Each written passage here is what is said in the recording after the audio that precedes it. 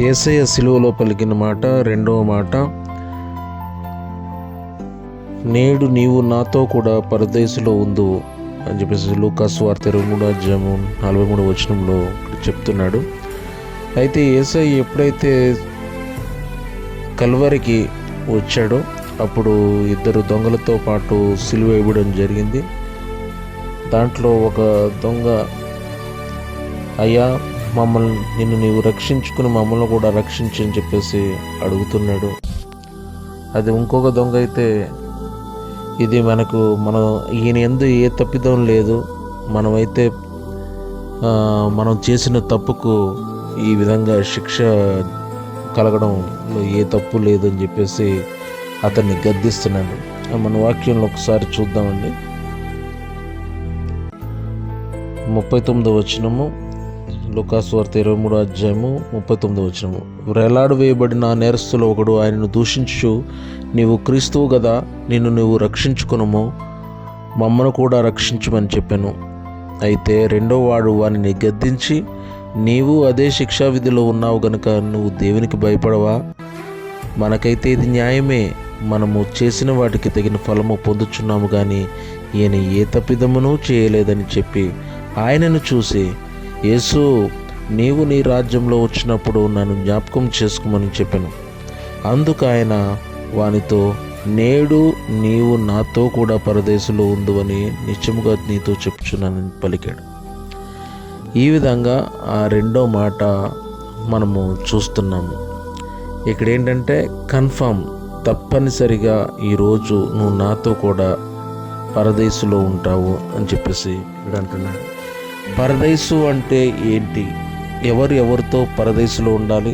దొంగ యేసుతో పరదేశంలో ఉండాలి. ఇక్కడ పరదేశ్ అనేది ఎక్కడ ఉంది? మనకి ఈస్ట్, వెస్ట్, నార్త్, సౌత్ ఇలా 4 దిక్కులు చూపిస్తే నార్త్ ఎప్పుడు పైకి చూపిస్తుంటుందండి. అంటే దేవుడు ఎక్కడున్నాడని అర్థము? పైన ఉన్నాడని అర్థం. దేవుడు ఎప్పుడు నార్త్ వైపు ఉన్నాడు, అంటే పైన ఉన్నాడు అని చెప్పేసి ఈ సూచిక మనకి చూపిస్తుంది. అదేవిధంగా మనం ఉండేది భూలోకము, అంటే భూమండలము అయితే, తర్వాత వాయుమండలము, చంద్రమండలము, అంటే సూర్యులు, ఇవన్నీ సూర్యగ్రహాలు ఉన్నవి, ఇదంతా చంద్రమండలంలో కింద మనం చెప్తాం. తర్వాత నక్షత్ర మండలము, రకరకాల నక్షత్రాలు ఉంటాయి. ఆ తర్వాత వచ్చేదే పరదేశు. ఫస్ట్ది భూమండలము, 2 వాయుమండలము, ఆకాశ మండలం కలిపి 2వ మండలము, 3వ మండలంలో చంద్రమండలము, సూర్యమండలాలు, 4వ మండలంలో రకరకాల నక్షత్రాల మండలాలు, 5వ మండలంలో పరదేశుగా మనం చెప్తాం. ఇక్కడి నుంచి పరలోక రాజ్యానికి స్టార్టింగ్గా మనం చెప్తాం. నేను కొత్త భూమి, కొత్త ఆకాశాన్ని చూచాను అని చెప్తున్నాడు. ఇక్కడి నుంచి పరదేశం. 5వది పరదేశ మండలం అయితే, 6వది దూతల మండలం, 7 యెహోవా యొక్క సభాపర్వతంగా చెప్తున్నాం. ఈ పరదేశు, దూతల మండలము, సభాపర్వతం ఇవన్నీ ఏంటంటే పరలోక రాజ్యానికి ఇవన్నీ ఆధీనంలో ఉన్నట్టు. ఇదంతా పరదేశం నుంచి మొత్తం ఈ మండలాలు, పైన 3 మండలాలు పరలోక రాజ్యానికి గుర్తుగా మనం చెప్తున్నాం. అయితే దేవుని యొక్క వాక్కు ఏదైనా, దేవుని యొక్క శక్తి ఏదన్నా సరే ఈ పరలోక రాజ్యం నుంచి భూలోకానికి మనకు అనుగ్రహించబడుతుందని తెలుసుకోవాలి. అలాగే మన్నైనది వెనకటి వలె మన్నగును, ఆత్మ దయచేసిన దేవుని యొద్దకు తిరిగి వెళ్ళును అని చెప్తున్నాడు. కాబట్టి పరలోక రాజ్యానికి మనం వెళ్ళాలంటే ముందు పరదేశికి వెళ్ళాలి. అందుకే ఇక్కడ ఆ దొంగకి మాట ఇచ్చాడు, నేడు నీవు నాతో కూడా పరదేశులు ఉందువు అని చెప్పేసి. పరదేశుకి వెళ్ళాలంటే ఎవరైనా సరే కొన్ని జయించాలి. అందుకే జయించువానికి నేను దేవుని పరదేశంలో ఉన్న జీవ వృక్ష ఫలములను భుజింపనిత్తును అని అన్నాడు. అవి ఎలా జయించాలంటే అక్కడ 3 రకాల విషయాలు ఉన్నాయి. 1 మహాశ్రమలను జయించడం, 2 స్త్రీ సాంగత్యమును జయించడం, 3 హతసాక్షిగా లోకాన్ని జయించడం. గొర్రెపిల్ల రక్తంలో తమ వస్త్రములు శుద్ధి చేసుకున్నవారు వీరు అని చెప్పేసి, వీళ్ళు మహాశ్రమం నుండి వచ్చారు, వీళ్ళు హతసాక్షులుగా వచ్చారు అని చెప్పేసి ప్రకటన గ్రంథంలో వీరి గురించి చెప్పబడి ఉంటుంది. అంతే కదండి, ధర్మశాస్త్రమును దాని పదాజ్ఞలను నెరవేర్చిన వారు కూడా ఈ పరదేశంలోకి స్థానం ఉంది. తెలియక పాపం చేసి మారు మనసు పొంది దేవుని కుమారుడని, యేసు దేవుని కుమారుడని నమ్మి పరలోక రాజ్యమునకు మార్గము యేసే అని చెప్పేసి ఆయన మార్గంలో నడిచే ప్రతి ఒక్కరికి పరదేశంలో స్థానం అనేది ఉంటుంది. ఎందుకంటే యేసు ఒకానొక సందర్భంలో, నేను తండ్రి వద్ద నుండి వచ్చి తిని, నేను నా తండ్రిని ఎరుగుదును, మీరు నా తండ్రిని ఎరగరు, నేను నా తండ్రిని ఎరుగుదును, నేను ఎక్కడి నుంచి వచ్చానో నాకు తెలుసు, ఆ మార్గము నేను ఎరుగుదును, ఆ మార్గమును మీరు ఎరగరు అని చెప్తున్నాడు. అంటే పరదేశం నుంచి ఆయన వచ్చాడు, ఆ మార్గము యేసయ్యకి తెలుసు, మనకు ఆ మార్గము తెలియదు అని చెప్తున్నాడు. ఎందుకంటే నేనే మార్గమును సత్యమును జీవమునై ఉన్నానని చెప్పేసి మాటలో చెప్తున్నాడు. ఎందుకే చాలా చోట్ల మనం చూస్తాము, పరలోకానికి వెళ్ళే మార్గం చాలా ఇరుకుగా ఉంటుంది, తర్వాత అది విశాలంగా ఉంటుంది. నాశనం పోయే మార్గము విశాలముగా ముందుగా ఉంటుంది, తర్వాత ఇరుకుగా ఉంటుందని చూస్తున్నాం. అయితే ఈ కల్వరి కొండ పైన, ఈ గోల్గొతా దగ్గర ఇక్కడ ముగ్గురు దొంగలుగా ఇక్కడ చూపించబడుతున్నారు. దాంట్లో కుడివైపు డిస్మస్ అనే దొంగ, ఎడమవైపు గెస్తాస్ అనే దొంగ, మూడోది మధ్యలో ఏ తప్పిదము చేయలేని యేసుక్రీస్తు ఈ బందిపోటు దొంగలతో సమానంగా ఒక దొంగగా ఇక్కడ చూపించబడుతున్నాడు. అయితే ఈ కుడివైపు ఉన్న డిస్మస్ అనే దొంగ గురించి, ఎడమవైపు ఉన్న గెస్తాస్ అనే దొంగ గురించి అపోక్రిఫల్ బుక్స్ ఆఫ్ నికోలస్ అనే దాంట్లో వీళ్ళ గురించి వ్రాయబడి ఉందండి. అయితే ఇక్కడ వీళ్ళిద్దరికీ డిఫరెన్స్ అనేది నేను చెప్తాను. డిస్మస్కి గెస్తాస్కి ఉన్న డిఫరెన్స్, ఇద్దరు దొంగలు మధ్య వ్యత్యాసం చెప్తాను. డిస్మస్ అనే దొంగ తన తప్పును ఒప్పుకున్నాడు. గెస్తాస్ తన తప్పును ఒప్పుకోలేదు. డిస్మస్ యేసు రక్షకుడని నమ్మాడు, గెస్తాస్ యేసు రక్షకుడని నమ్మలేదు, హేళన చేశాడు. డిస్మస్ దేవుని రాజ్యం ఉందని విశ్వసించాడు, నీ రాజ్యంతో వచ్చినప్పుడు నన్ను గుర్తు చేసుకోవాలని అన్నాడు. గెస్తాస్ దేవుని రాజ్యం లేదని తిరిగి లోక రాజ్యం వైపు వెళ్ళడానికి ఇష్టపడి తప్పించుకోవాలని చెప్పేసి అనుకున్నాడు. చూడండి, ఇక్కడ దొంగ యేసయ్యని నమ్మి మారు మనసు పొందాడు, అంటే ఇక్కడ తిరిగి జన్మించాడు.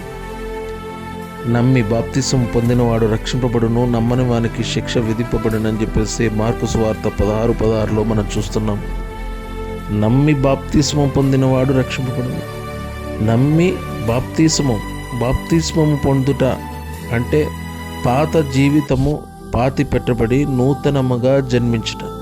అందుకే ఆయన అంటాడు, ఒకడు కొత్తగా జన్మించితేనే కానీ పరలోక రాజ్యమునకు వారసుడు కానేరుడు అని చెప్పేసి ఆయన వాక్యంలో చెప్తున్నాడు. అంతేకాదండి, ఎవడైనా నా యందు విశ్వాసం ఉంచిన యెడల వాడు చనిపోయినను తిరిగి బ్రతుకును. ఎవడైనాను నా యందు విశ్వాసం ఉంచిన యెడల వాడు చనిపోయినను తిరిగి బ్రతుకును అని చెప్తున్నాడు. ప్రాణము పోగొట్టుకున్న యెడల వాడు తిరిగి పొందుకొని అంటున్నాడు. ఇక్కడ డిస్మస్ అనే దొంగ యేసయ్య మీద నమ్మకం ఉంచాడు, విశ్వాసం ఉంచాడు, కాబట్టి తన చనిపోయినను తిరిగి బ్రతికాడు. కాబట్టి అక్కడ పరదేశుకి అక్కడ యేసయ్యతో పాటు వెళ్ళాడు. గెస్తాస్ చూడండి, పాపములో చనిపోయాడు. డిస్మస్ పాపము కొరకు చనిపోయాడు. అంటే ఇక్కడ డిస్మస్ క్షమించబడ్డాడు. యేసు పాపులను రక్షించుట కొరకు చనిపోయాడు. ఇక్కడ 3 రకాలైన విషయాలను మనం చూస్తున్నాం. గెస్తాసు తన పాపమును ఒప్పుకోకుండా పాపంలోనే చనిపోయాడు. డిస్మస్ తన పాపమును ఒప్పుకొని తను చేసిన పాపం కొరకు చనిపోయాడు. యేసు పాపులను రక్షించడం కొరకు ఏ లోపము లేకుండా, ఆయన మీద ఏ నేరము మోపబడకుండా, ఆయన కేవలము పాపులకు రక్షించడం కొరకు ఆయన చనిపోయినట్టుగా ఇక్కడ మన వాక్య భాగంలో చూస్తున్నాం. అయితే ఇక్కడ ముగ్గురు చూపు 3 రకాలుగా కనిపిస్తుంది. గెస్తాస్ ఒక చెడ్డ దొంగ తప్పించుకోవాలని చూస్తున్నాడు. కాబట్టి నిన్ను నువ్వు రక్షించుకో, మమ్మల్ని కూడా రక్షించు అని చెప్తున్నాడు. డిస్మస్ అనే మంచి దొంగ యేసు వైపు చూస్తున్నాడు. గెస్తాసు తప్పించుకోవాలని చూస్తున్నాడు, డిస్మస్ యేసు వైపు చూస్తున్నాడు. ఎందుకంటే ఈయనకి ఏ పాపము ఎరగడు, ఈయన మీద ఏ నేరము లేదు. మనమంటే తప్పిదం చేస్తాం కాబట్టి మన మీద శిక్ష అనిపించటకు మనం అర్హులము. ఇతని మీద ఏది లేదు కదా, ఏ లోపం లేదు కదా, ఏ పాపము లేదు కదా అని చెప్పేసి యేసు వైపు చూస్తున్నాడండి. ఇక్కడ యేసు తండ్రి వైపు చూస్తున్నాడు. యేసు తండ్రి వైపు చూస్తున్నాడు. చూడండి, చాలా పరమార్థంగా మనకు కనిపిస్తుంది. ఎందుకంటే ఎప్పుడైతే మనము పైనుంచి పరలోకం నుండి ఆత్మ అనేది భూలోకానికి వచ్చిందో, ఆత్మ ఎప్పుడు తండ్రి వద్దకు తిరిగి వెళ్ళిపోవాలని కోరుకుంటూ ఉంటుంది. అందుకే ఇక్కడ యేసు తండ్రి వైపు చూస్తున్నాడు. విశ్వాసమునకు కర్తయు దాన్ని కొనసాగించు యేసు వైపు చూచి ఓపికతో పరుగు పందెములో పరిగెత్తుదామని అంటున్నాడు. ఈ డిస్మస్ యొక్క దొంగ యొక్క చూపు ఎలా ఉందంటే, విశ్వాసమునకు కర్త అయిన ఇక్కడ యేసయ్య వైపు, ఆ గురి యేసయ్య వైపు చూస్తున్నాడు. ఓపికతో పరుగు పందెంలో పరిగెత్తుతున్నాడు. అంటే మనము చూసే చూపును బట్టి ఇతరులు మనకు కనబడతారండి. చెడ్డగా ఆలోచిస్తే చెడ్డవారుగా కనబడతారు, మంచిగా ఆలోచిస్తే మంచివారుగా కనబడతారు. యేసయ్య మంచివాడు, ఏ నేరము లేనివాడు. ఆయన దొంగ వలె కపాల స్థలమైన గొల్గతకు చేరాడు. ఆయన రెండవ రాకడకు గుర్తుగా ఇక్కడ ఈ దొంగ అనే మాట కనిపిస్తుంది. ఎందుకంటే మనుష్య కుమారుడు ఎలాగొస్తాడంటే దొంగ వలె వచ్చును అని చెప్పేసి వాక్యంలో చెప్తుంది. చూడండి, ఒక దొంగ పరదేశుకు అతిథిగా ఎలాగ వెళ్తాడు అంటే మనకు ఒక కీర్తన గుర్తొస్తుంది. కీర్తన 15వ అధ్యాయంలో చూస్తాము, యెహోవా నీ గుడారంలో అతిథిగా ఉండదగిన వాడెవడు? యెహోవా నీ గుడారంలో అతిథిగా ఉండదగిన వాడెవడు? నీ పరిశుద్ధ పర్వతం పైన నివసింపదగిన వాడెవడు?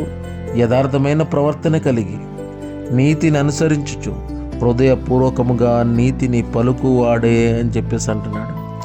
చూడండి, ఆయన గుడారమైన, ఆయన పరిశుద్ధ గుడారమైన ఆ పర్వతం మీదకి, సియోను పర్వతం మీదకి, సియోను పర్వతముగా చెప్పబడుతున్న పరదేశు మీదకి వెళ్ళాలంటే ఇక్కడ దొంగ హృదయపూర్వకముగా నిజము పలుకువాడై ఉండాలి. అతను ఇంతకుముందు ఎన్ని అబద్ధాలాడినా ఇక్కడ హృదయపూర్వకముగా నిజము పలుకువాడై ఉండాలి. ఇంతకుముందు యథార్థత లేకపోయినప్పుడు, ఆ రోజులు ఎలా ఉన్నా సరే, ఈ చివరి గడియల్లో అతను యథార్థమైన ప్రవర్తన కలిగి ఉన్నవాడై ఉన్నప్పుడే ఇతను పరలోక రాజ్యములకు, పరదేశుకి ఇతను వెళ్ళడానికి అర్హుడుగా చెప్తాడు. అందుకే యెహోవా నీ గుడారంలో అతిథిగా ఉండదగినవాడు. ఇక్కడ అతిథిగా ఉండదగిన వాడే ఈ దొంగ. అతిథిగా ఉండడానికే ఇక్కడ దేవుడు అతనికి అవకాశం ఇచ్చాడు. ఈ డిస్మస్ అనే దొంగకు యేసయ్య ఇచ్చిన మంచి అవకాశం. చూడండి, ఇంత మంచి అవకాశం ఎక్కడన్నా వస్తుందా? ఎవరికి రాదు. ఒకడు కొత్తగా జన్మించితే కానీ దేవుని రాజ్యము చూడలేడు అని చెప్పేసి అంటున్నాడు. కాబట్టి మంచి దొంగ వలె మారు మనసుతో మన పాపములు ఒప్పుకోవాలి, కొత్తగా జన్మించాలి. అప్పుడే దేవుని రాజ్యమును మనం చూస్తాము, మనము కూడా పరదేశంలో ఉంటాము. అందు నిమిత్తం మనం అందరం ప్రార్థన చేద్దాము. దేవుడు వాక్యము దీవించును గాక. ఆమేన్.